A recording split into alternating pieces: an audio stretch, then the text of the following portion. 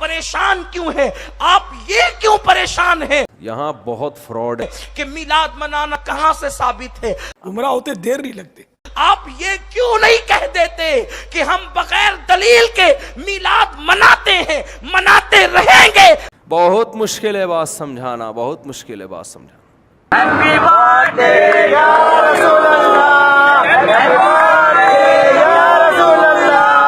बेशर्मो शर्म करो शर्म। आखिर मिलाद से लोगों को चिढ़ क्यों है? मिलाद में क्या होता है? मिलाद में यही तो होता है ना कि साहब रसूलुल्लाह पैदा हुए, हम कहते यही बताते हैं ना कि रसूलुल्लाह किस तरह तशरीफ लाए, रसूलुल्लाह तशरीफ लाए।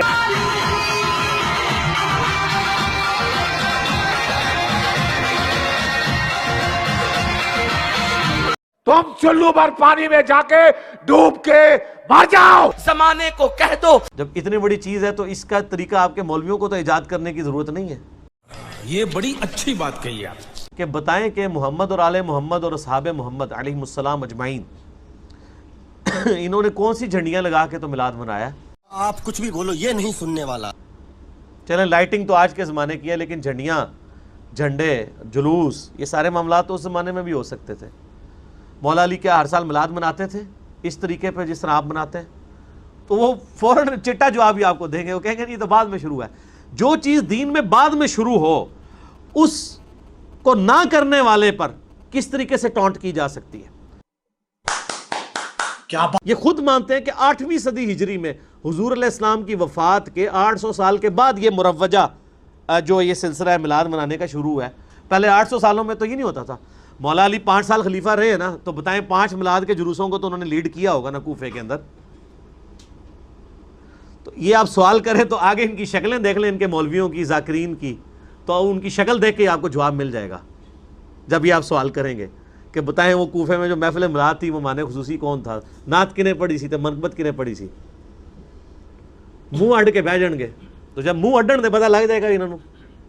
तो इस तरह की आप एक्टिविटीज़, मैं एक्टिविटीज़ के ख़िलाफ़ नहीं हूँ। मैं कहता हूँ कि मिलाद में, मुहर्रम में प्रोग्राम करें, हम खुद भी यहाँ पे मजालिस भी करते हैं, महफिल मिलाद भी करते हैं, लेकिन जो नहीं कर रहा, जलसे जुलूसों में मैं जुलूसों में शामिल नहीं होता हूँ, जो नहीं शामिल हो रहा उसके ऊपर तो आप गुस्ताख रसूल का फतवा ना लगाएं। अच्छा, हमको सिखा रिया है। हर एक किसी ना किसी से प्यार करता है। वक्त का मौलवी मुफ्ती कुछ भी हो, उसके घर बेटा पैदा हो, वो मिठाई तकसीम करता है। कोई सेंसेस बात नहीं। हमारे इमाम जिसके तुम मुकल्लिद हो, इमाम अबू हनीफा रहमतुल्लाह अलैह ने भी कभी अपने घर में जश्न नहीं मनाया, कभी उन्होंने अपने घर में हरी झंडियां नहीं लगाई। अब बताओ तुम्हें ये कहते हुए कैसा लगेगा? इब्लीस ने जन्म नहीं मनाया, इब्लीस ने जश्न नहीं मनाया। अब बताओ तुम्हें कैसा लगेगा? तुम नहीं जानते हो कि तुम्हारे ही जुमले कहां कहां पहुंच जाते हैं, लेकिन तुम्हारी कौम सुभान अल्लाह या रसूल अल्लाह नारे में उसको भुला देती है। वो बेचारी भोली भाली है, क्योंकि तुम्हारे मौलवियों ने फतवे दे रखे, जिसको कुरान पढ़ना ना आता हो सीखने की जरूरत नहीं, उंगली चलाते रहो सवाब मिलता रहेगा। तो बेचारी कहां तुमसे सवाल करे?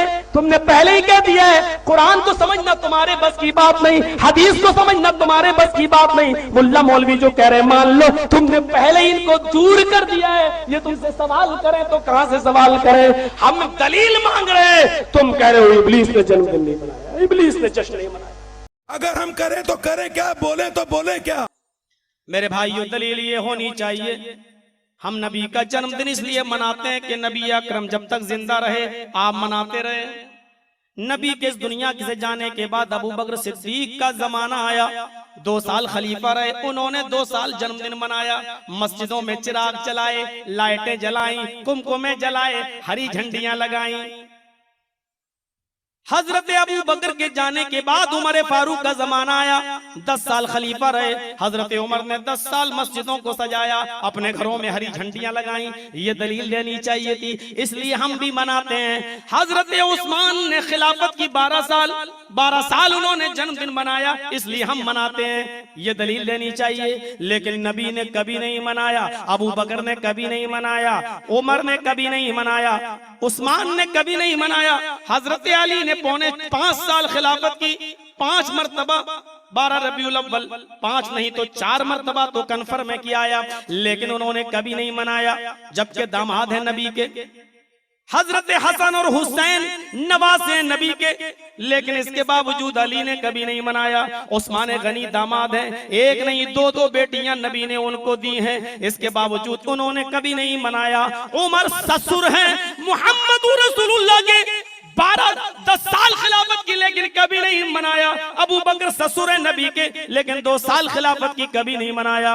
अबू बकर ससुर होकर नहीं मना रहे हैं, उमर ससुर होकर नहीं मना रहे हैं, हजरत उस्मान दामाद होकर नहीं मना रहे हैं, हजरत अली दामाद होकर नहीं मना रहे हैं। वाह रे मुसलमानों, दलील तुम्हें यहां से देनी चाहिए। दलील तुमने कहां से दे दी? जो नबी का जन्मदिन नहीं मनाता वो शैतान है, इसलिए कि इब्लीस नहीं मनाता।